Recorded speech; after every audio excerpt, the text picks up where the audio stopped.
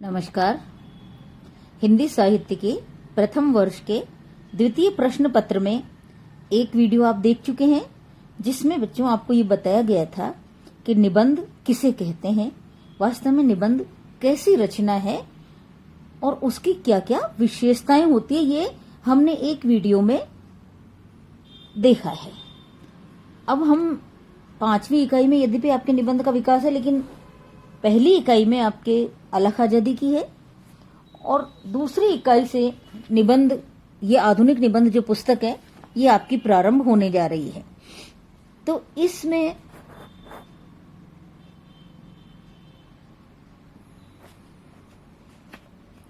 जो पहला निबंध है वो बाल मुकुंद गुप्त द्वारा लिखा हुआ है। निबंध को पढ़ने से पहले, निबंध का विकास यदि हम पढ़ते तो आपको सारे निबंधकारों के बारे में थोड़ी थोड़ी जानकारी हो जाती, क्योंकि निबंध का विकास एकदम 5वीं इकाई में जाकर के, चौथी इकाई में जाकर के है। इसलिए मैं ऐसा सोच रही हूं कि आपको निबंध पढ़ाना प्रारंभ कर दूं। तो 5वीं इकाई आपकी यद्यपि निबंध का विकास है, जिसको हम जब पढ़ेंगे तो आप ये जानेंगे कि कौन सा निबंधकार किस युग में हुआ है। बच्चों, किसी भी साहित्यिक रचना को पढ़ने में उसके समकालीन उसका जो युग है, जिस युग में वो राइटर हुआ है, जिस समय में उसने अपनी रचना को लिखी है, उसके बारे में भी जानना बहुत जरूरी होता है। क्योंकि साहित्य समाज का दर्पण इसी अर्थ में कहलाता है कि प्रत्येक साहित्यिक कृति पर युगीन प्रभाव अवश्यमेव होता है। तो बाल मुकुंद गुप्त के बारे में, आपका राइटर के बारे में भी जानना जरूरी है, क्योंकि हमने जब कल ये पढ़ा था कि निबंधकार का व्यक्तित्व ही निबंध में परिलक्षित होता है। तो इसलिए निबंधकार के बारे में जानना भी जरूरी है, और निबंधकार जिस युग में निबंध लिख रहा है उसका युगीन प्रभाव भी निबंध में निश्चित रूप से आता है। तो इसलिए दोनों चीजों को साथ रख के ही हमें किसी निबंध को पढ़ना होगा। निबंधकार की स्वयं की व्यक्तित्व की क्या विशेषताएं हैं और निबंधकार किस युग में लिखा गया है। तो सबसे पहले बच्चों, निबंध पढ़ने से पहले आपको मैं आज बाल मुकुंद गुप्त के बारे में थोड़ा सा बताना चाहती हूँ कि बाल मुकुंद गुप्त हिंदी के उन लेखकों में से है जिन्होंने अपना प्रारंभ है जो साहित्यिक जीवन का, वो उर्दू से किया था। आपको पता है प्रेमचंद भी पहले ही उर्दू में लिखा करते थे। तो गुप्त जी उर्दू के प्रमुख पत्रों के संपादक भी रहे हैं, लेकिन थोड़े समय बाद धीरे धीरे जैसे जैसे समय बदला और जैसे जैसे हिंदी भाषा का विकास हुआ, परिष्कार हुआ, तो प्रताप नारायण मिश्र और मदन मोहन मालवीय जी के संपर्क में आकर के उन्होंने हिंदी भाषा को सीखा और उर्दू में उनकी साहित्यिक शैली का तो विकास हो ही चुका था। तो धीरे धीरे उन्होंने हिंदी में भी अपनी शैली के विकास और परिष्कार में समय लगाया, लेकिन उनकी शैली में उर्दू का थोड़ा प्रभाव तो है ही। इसलिए किसी भी रचना को पढ़ने से पहले, निबंध को पढ़ने से पहले निबंधकार के बारे में जानकारी होना जरूरी है। उर्दू क्षेत्र से पृथक होकर पहले उन्होंने बंगवासी के उन्होंने संपादन किया, संपादक बने। फिर उसके बाद भारत मित्र के प्रधान संपादक बनाए गए। गुप्त जी ने इन पत्रों के संपादन में अपनी उत्कृष्ट संपादन कला और गंभीर चिंतन का परिचय दिया। भाषा परिष्कार के प्रति वे आचार्य महावीर प्रसाद द्विवेदी जी की तरह सचेत थे। महावीर प्रसाद द्विवेदी जी के बारे में आप पढ़ेंगे बच्चों कि उनकी सबसे बड़ी विशेषता यह है कि उन्होंने हिंदी भाषा के परिष्कार में महत्वपूर्ण योगदान दिया है।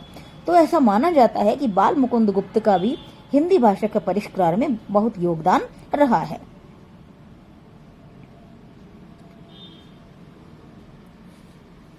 गुप्त जी भाषा परिष्कार के प्रति भी सचेत थे, उतने वे सामाजिक राजनीतिक समस्याओं और घटनाओं के प्रति भी जागरूक थे। आप जो निबंध पढ़ने जा रहे हैं वो पूरी तरह से राजनीतिक घटनाओं पर आधारित है, इसलिए बच्चों ये जानना आवश्यक है। क्योंकि मूलतः वे संपादक थे, इसलिए इस प्रकार के निबंधों के विषयों पर संपादकीय लिखना उनका जरूरी कार्य था, और इस कार्य को उन्होंने मात्र फर्ज अदायगी के तौर पर न करके पूरी निष्ठा और संलग्नता के साथ किया है। इसलिए भाषिक रूप से व्यंग शक्ति थी उनके पास, जिसका उन्होंने भरपूर प्रयोग सामाजिक और राजनीतिक निबंधों में किया है। आप जो निबंध पढ़ेंगे बनाम लार्ड कर्जन, उसमें भी बहुत व्यंग आपको देखने को मिलेगा। चुभते और चुटीले व्यंग लिखना उनके स्वभाव में था। जिसके दर्शन उनके शिव शंभू के नाम से लिखे गए चिट्ठों से हो जाता है। और जो निबंध आप पढ़ने जा रहे हैं बनाम लाड़कर्जन, वो उन्हीं शिव शंभू के चिट्ठों में से एक चिट्ठी है। चिट्ठी मतलब पत्र, कि किस प्रकार से चिट्ठी और पत्र शैली में उन्होंने अपने पूरे के पूरे निबंध लिख दिए हैं। थोड़ा सा मैं आपको निबंध के बारे में बताना चाह रही हूँ कि 1901 में महारानी विक्टोरिया की मृत्यु के बाद एडवर्ड सप्तम इंग्लैंड के सम्राट हुए। लॉर्ड कर्जन की प्रबल इच्छा थी कि सम्राट भारत आए और उनका राजकीय स्वागत किया जाए, लेकिन सम्राट आ नहीं पाए। फिर भी लॉर्ड कर्जन ने उनके अभिषेक के उपलक्ष्य में बड़ी धूमधाम के साथ एक दिल्ली दरबार का आयोजन कर डाला, जिसमें शान शौकत आमोद प्रमोद को पानी के ऊपर धन है वो पानी की तरह बहाया गया। इसके साथ ही कर्जन ने प्रचुर धन लगाकर, जो आप जानते हैं कलकत्ता में विक्टोरिया मेमोरियल हॉल है, उसका निर्माण कराया। बाल मुकुंद गुप्त को लॉर्ड कर्जन के दोनों काम जनहित विरोधी लगे। आपको पता ही उस समय भारत में बहुत गरीबी थी, भारत में दूसरे विकास के कार्य करने की अत्यंत आवश्यकता थी। तो उन्होंने बनाम लॉर्ड कर्जन शीर्षक से ये व्यंग निबंध लिख लिया। उन्होंने एक भंगड़ शिव शंभू शर्मा, जो ऐसा माना जाता है कि लेखक में कल्पना की है, वो स्वयं ही है, कल्पना की है कि बचपन में बुलबुलों को उड़ाने और पालने का बड़ा इच्छुक था और पिता की अनुमति के बिना वैसा कर नहीं सकता था। फलतः वह इसके सपने देखा करता था और एक दिन उनको नींद आ जाती है, किसको, बालक शिव शंभू को, तो वो देखता है सपने में, वो क्या देखता है, बुलबुले ही बुलबुले, बुलबुले में संसार वो देखता है। पर शिव शंभू का ये स्वप्न ज्यादा देर रहता नहीं है, क्योंकि उसको पता है जैसे ही आंख खुलती तो उसको लगता है कि वही अपना घर है और वही उसकी चारपाई है। इस बात को लेकर के गुप्त जी का कहना है कि लॉर्ड कर्जन ने भी बालक शिव शंभू की तरह ही मात्र बुलबुलों का सपना देखा है। वे यथार्थ से दूर रहकर अपने मनोराज्य में ही विचरण करते रहे हैं और भारतीय जनता के हित में कोई ठोस काम उन्होंने नहीं किया है। गुप्त जी की दृष्टि से कर्जन ने जो विक्टोरिया मेमोरियल हॉल बनाया है वो भी चंद पेट भरे अमीरों में के एक दो बार देख आने की चीज है। उससे दरिद्रों का कुछ दुख घट जाएगा, भारतीय प्रजा की कुछ दशा उन्नत हो जाएगी, ऐसा कुछ भी होने वाला नहीं है। और उनका दिल्ली दरबार भी केवल एक नुमाइश या प्रदर्शनी मात्र है।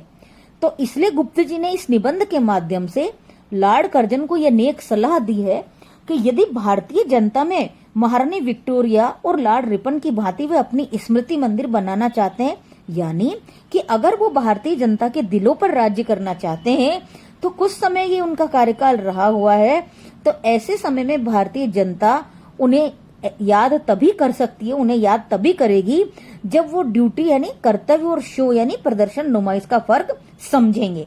अर्थात ड्यूटी करेंगे, शोबाजी के कार्य नहीं करेंगे।